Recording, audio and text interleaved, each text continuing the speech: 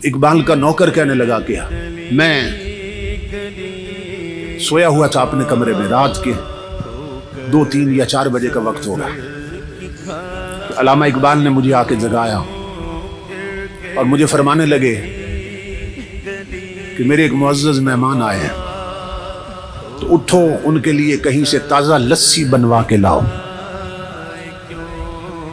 कहते मैं उठा, मैं हैरान हुआ कि इस वक्त मेहमान आए हैं और लस्सी पीना चाहते हैं, ये बड़ी अजीब बात है। इस वक्त लस्सी कहाँ से मिलेगी?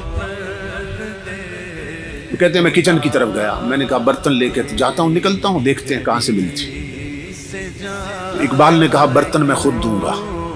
इकबाल ने बर्तन खुद धोया अपने हाथों से और मुझे कहा कि जाओ कहीं से लस्सी लेके आओ।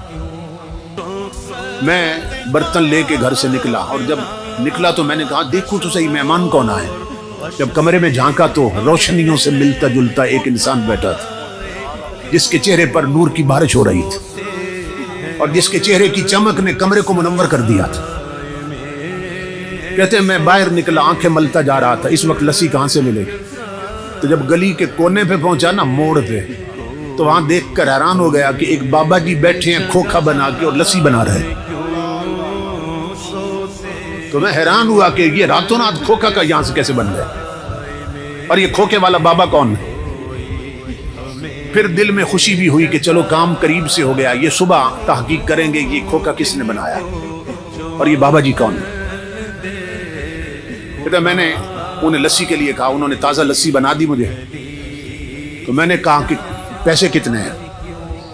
तो वो हंस के फरमाने लगे ले जाओ, इकबाल से हमारा मामला चलता रहता है।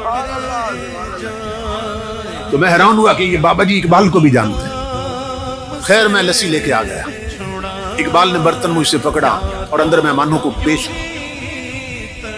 मैं अपने कमरे में बैठा था और सोच रहा था कि अब मेहमान रात रुकते हैं या चले जाएंगे, अभी क्या सूरत हाल बनती। तो मैंने महसूस किया कि मेहमान उठे हैं वापस जाने के लिए। इकबाल के सीने लगे, इकबाल का माथा चूमा उन्होंने और दरवाजे से निकले।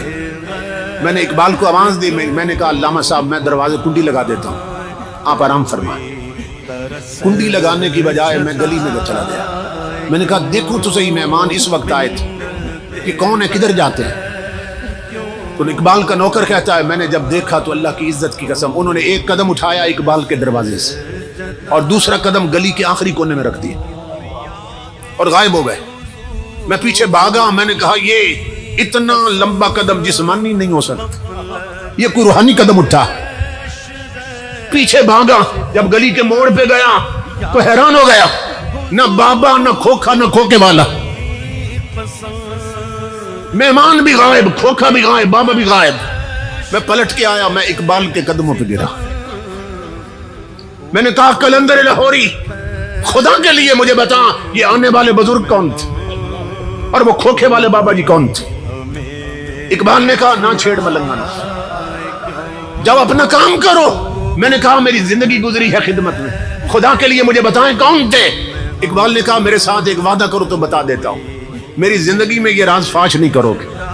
मैंने कहा अल्लामा साहब मैं वादा करता हूं। इकबाल ने कहा सुन अल्लाह की इज्जत की कसम, आने वाले गरीब नवाज थे, खोखे वाले दाता अली हजवेरी थे।